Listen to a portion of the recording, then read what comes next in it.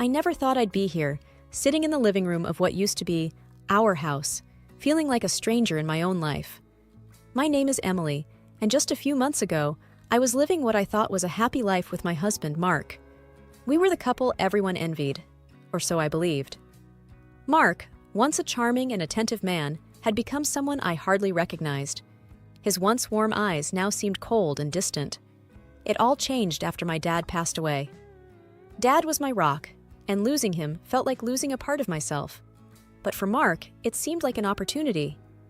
The evening air was heavy as I sat across from Mark, the silence between us a stark contrast to the laughter and love that once filled this room.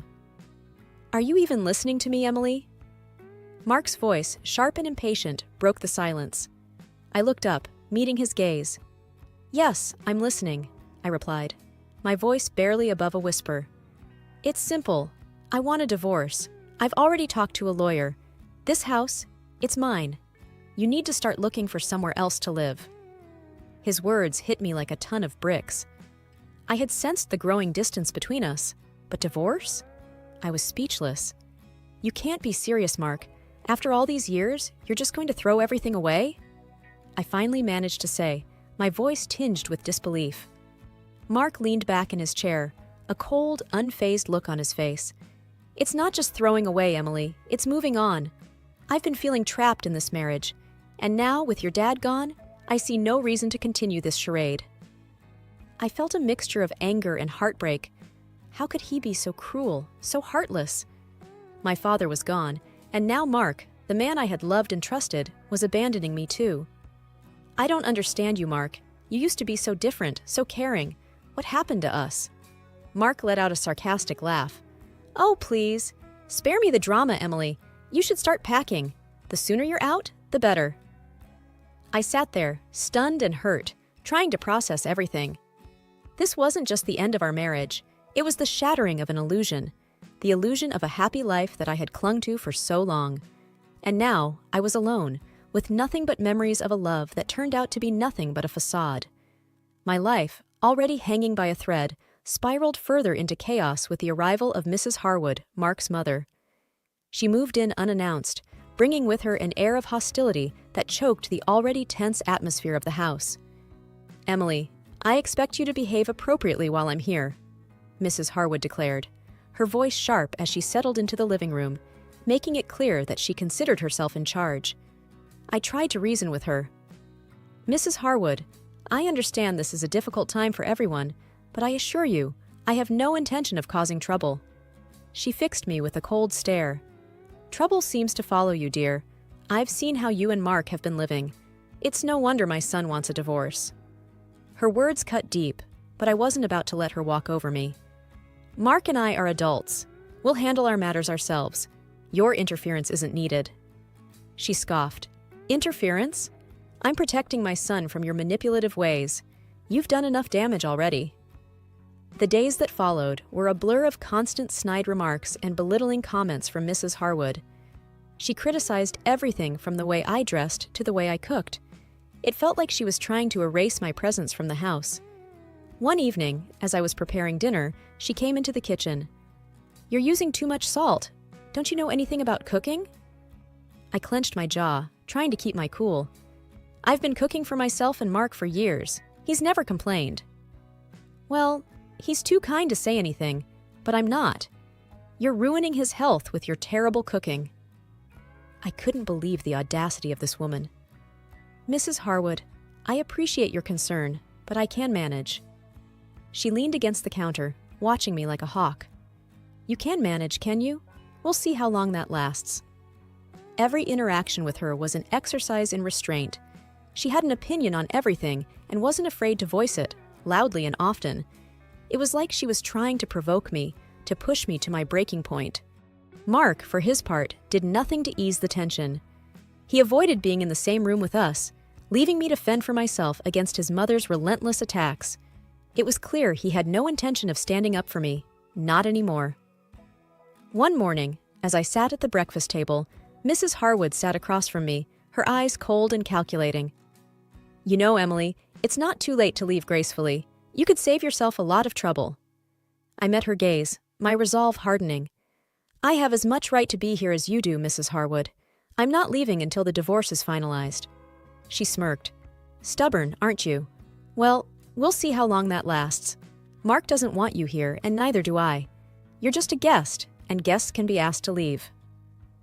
Her words echoed in my head, a constant reminder of the unwelcome and precarious position I found myself in. But I wasn't about to give up. I had to stand my ground, no matter how difficult Mrs. Harwood made it. The house had become a battleground, and I was determined not to be the one who surrendered. Living with Mrs. Harwood under the same roof was like walking on eggshells. But the day she crossed the line was when she targeted my cat, Whiskers. Whiskers was more than just a pet. He was a part of my world, a comfort in my loneliest times. I came home to find Mrs. Harwood standing in the hallway, a look of disgust on her face as she glared at Whiskers. That filthy animal, she spat. I want it out of my son's house. It's either the cat or you, Emily. I felt a surge of anger. Whiskers isn't going anywhere. He's part of this family. She sneered. That thing is a nuisance. I won't have it shedding and spreading germs all over. I couldn't believe what I was hearing. He's a harmless cat, Mrs. Harwood. You're being unreasonable. She moved closer, her voice cold and harsh. Listen here, Emily. I call the shots now. Either that cat goes, or things will get very unpleasant for you. I knew arguing with her was futile. She had made up her mind, and nothing I said would change it. I had to think fast. That's when I remembered my friend Sarah, an animal lover who had always adored Whiskers. I called Sarah, my voice shaky. Sarah, I need a huge favor. Can you look after Whiskers for a while? I'm in a bit of a situation here. Sarah was quick to respond. Of course, Emily. What's going on? Are you okay? I sighed. It's a long story. I'll explain later. But thank you. You're a lifesaver. Packing Whiskers' things felt like a defeat, but I knew it was for the best. As I was about to leave with Whiskers, Mrs. Harwood blocked my path. Finally, some sense, she said, a smug smile on her face. I knew you'd do the right thing. I held back my anger. This isn't over, Mrs. Harwood. I'm doing this for Whiskers, not for you. She laughed. Oh, keep telling yourself that, dear, but we both know who's in charge here. One day, I found my clothes ruined. My favorite dress, my comfy sweaters, everything was bleached. It was no accident. I stormed into the living room where Mrs. Harwood was reading a magazine, looking too innocent. Did you do this? I held up the ruined dress, my voice shaking with anger. She looked up, feigning surprise. Oh dear, what happened to your dress? Don't play dumb, Mrs. Harwood. You put bleach in the wash, I accused. She shrugged, a smirk creeping onto her face. Oh, that. I was cleaning the machine. Must have forgotten to rinse it out. Accidents happen, dear. I was fuming. This wasn't an accident. You did this on purpose. She leaned back, her eyes gleaming with satisfaction. Prove it, Emily. It's my word against yours, and we both know who my son will believe. I felt helpless and defeated. She was right. Mark would never take my side over his mother's. Later that day, I confronted Mark. Your mother ruined my clothes. You need to talk to her. Mark didn't even look up from his phone. Mom said it was an accident. Stop making a big deal out of everything. I couldn't believe his indifference. She's doing this on purpose, Mark. Can't you see what she's doing? He sighed, annoyed. Look, Emily, I don't want to get involved. Just stay out of her way. Stay out of her way? This was supposed to be my home, too. I realized then that I was alone in this. Mark wouldn't help me. His mother was out to get me, and I had to fend for myself. The destruction of my clothes was just the beginning of Mrs. Harwood's campaign against me. Each day brought a new challenge, a new way for her to assert her dominance and make me feel unwelcome in my own home. I started to notice little things missing or out of place. My favorite mug cracked, my pictures taken down from the walls, small but personal attacks.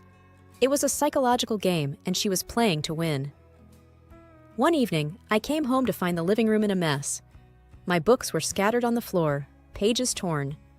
I confronted Mrs. Harwood, who was sitting calmly with a cup of tea. Did you do this? I asked, holding up a torn book. She glanced at it, then back at me, with a cold, indifferent expression. Oh, those old things? I thought they were trash. You should be more careful about what you leave around." I was outraged. "These are my books, Mrs. Harwood. You have no right to touch them." She shrugged, unfazed. "This is my son's house. I'll do as I please. Maybe you should start packing your trash." I felt a burning anger, but also a sense of helplessness. Arguing with her was pointless. She had made it clear that she didn't respect me or my belongings. The next morning, I found my toiletries thrown in the trash. My shampoo, my face cream, everything gone. I dug them out, my hands shaking with anger. This was more than just petty sabotage. It was a declaration of war. I confronted Mark again. "Your mother threw away my toiletries. This has to stop." He barely glanced at me. "Maybe it was a mistake. Just buy new ones." "A mistake? She's doing this deliberately, Mark. Can't you see that?" I was near tears, frustrated by his continued indifference. He stood up, his voice cold. "I'm not getting into this, Emily. Sort it out with her." Sort it out with her? How was I supposed to sort out deliberate cruelty? I tried to keep to myself, to avoid Mrs. Harwood, but she seemed to take my avoidance as a challenge. She'd make loud, snide comments about me on the phone, ensuring I could hear every word. She'd accidentally spill things on the floor I'd just cleaned, watch me as I cleaned up, a satisfied smirk on her face. One afternoon, I found my laptop screen cracked. It was the last straw. I stormed into the kitchen, where Mrs. Harwood was humming to herself. "What did you do to my laptop?" I demanded, my voice shaking with rage. She turned, feigning ignorance. "Oh, did something happen to your laptop? That's unfortunate." "You did this, didn't you? You're trying to make my life hell." She leaned in, her voice a venomous whisper. "You brought this on yourself, Emily. You're not wanted here. The sooner you realize that, the better." Just when I thought things couldn't get worse with Mrs. Harwood, she struck where it hurt the most. My father's pictures, the last memories I had of him, were gone. I had put them up in the living room, a small comfort in these trying times. But now, the walls were bare, as if he had never been a part of my life. I found Mrs. Harwood in the kitchen, smirking over a cup of coffee. "Where are my father's pictures?" I demanded, trying to keep my voice steady. She looked up, feigning confusion. "Pictures? Oh, those old things. We needed more space. This isn't a shrine, Emily." I felt a surge of anger, my hands trembling. "Those were my father's pictures. You had no right to take them down." She shrugged, her voice cold and dismissive. "They were depressing, always staring at us. It's time to move on, Emily. He's gone, and clinging to the past won't change that." I couldn't believe her cruelty. "You can't just erase him from my life. Those pictures were all I had left of him." She stood up, towering over me. "Your father has nothing to do with this house. It's time you accepted that and moved on. Just like your marriage, it's in the past now." I wanted to scream, to cry, to do something to show how much she had hurt me, but I knew that's what she wanted. So, I held back, biting my tongue. "You're heartless," I said, my voice barely above a whisper. She laughed, a harsh, grating sound. "I'm practical, Emily. It's a trait you clearly lack. You should learn to let go." I left the kitchen, my heart heavy with loss and anger. Mrs. Harwood had taken the last piece of my father from me, and it felt like losing him all over again. That night, I lay in bed, staring at the ceiling, the empty spaces on the walls echoing in my mind. Mrs. Harwood's words kept replaying in my head. Let go. Move on. But how could I? Those pictures were more than just images.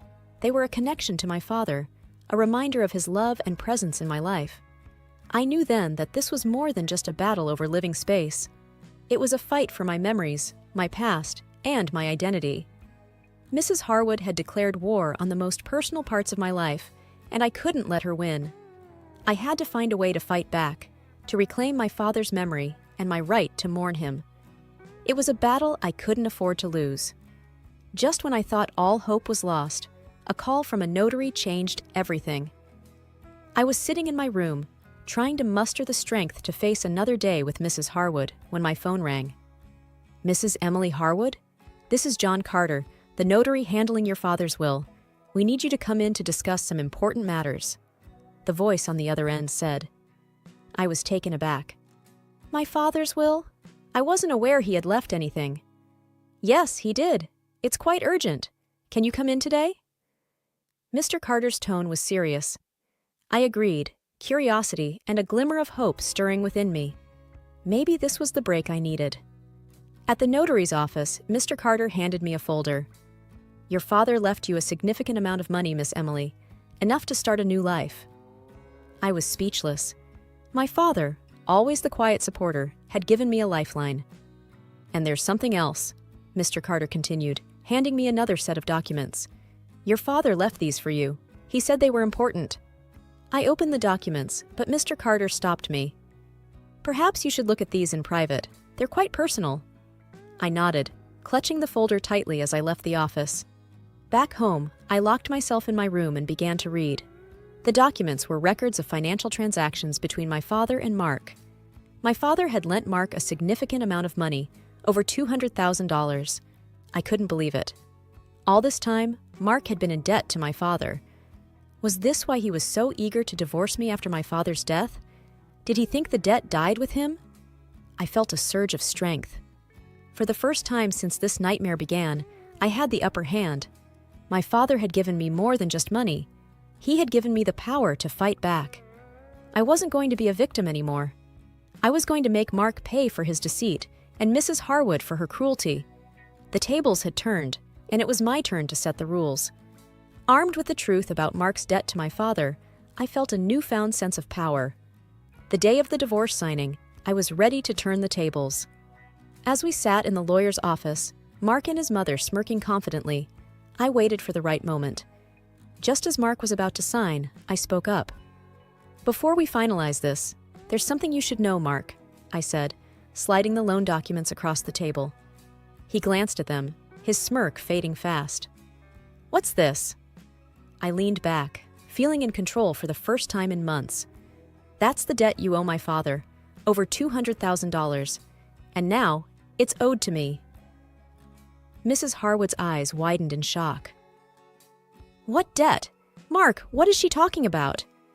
Mark's face was a mask of panic. It's nothing, Mom. Just some old business between Emily's dad and me. I laughed. So, you thought you'd get away with not repaying him? That's why you were so eager to get rid of me? Mark didn't meet my eyes. It's complicated, Emily. I was in trouble, and your dad offered to help. I shook my head, disgusted. You were going to leave me with nothing while sitting on a debt you owed my father. You're despicable. He tried to touch me, but I backed away. You've been hiding this. You owe me that money, and I intend to collect. The lawyer, a middle-aged man who had been silent till now, interjected. If these documents are legitimate, Mr. Mark, you're legally obligated to repay this debt. Mrs. Harwood turned to her son, her voice rising. You borrowed money from her father, and now we have to pay her? Mark tried to speak, but I was faster. Yes, he did, and he thought he could escape it by divorcing me quickly after my father's death. The room was tense, the air thick with the revelation. Mrs. Harwood looked from the documents to Mark, her expression one of betrayal and anger. You've been lying to us all along, she hissed at Mark. You put us in this mess. Mark's usual confident demeanor had crumbled. He looked defeated, cornered. I had no choice. I was in trouble, and Emily's dad offered to help. I stood up, feeling a rush of satisfaction. Well, now you can repay that help. Every single dollar. You thought you could outsmart me, but you were wrong. Mrs. Harwood was fuming. We'll fight this. We won't let you take everything from us. But I knew I had the upper hand. You can try, but the law is on my side. I suggest you start figuring out how you're going to repay the debt. As I walked out of the lawyer's office, I felt a sense of triumph. For so long, I had been under Mark and his mother's control, their whims and cruelty dictating my life. But now, the tables had turned. I had them right where I wanted, and I wasn't going to let them off easy. This was my chance to get back what I was owed, and I was going to take it. The day Mark and Mrs. Harwood sold the house to repay the debt was the day I finally felt free. As they packed their last boxes, I couldn't help but savor the moment. You brought this on yourself, Mark, I said, watching him struggle with a heavy box. You could have been honest with me. He avoided my gaze, his shoulders slumped. I know. I'm sorry, Emily. Mrs. Harwood, looking older and more defeated than ever, chimed in. This is all your fault. You've ruined everything. I shook my head, no longer affected by her words. No, Mrs. Harwood, you two did this to yourselves.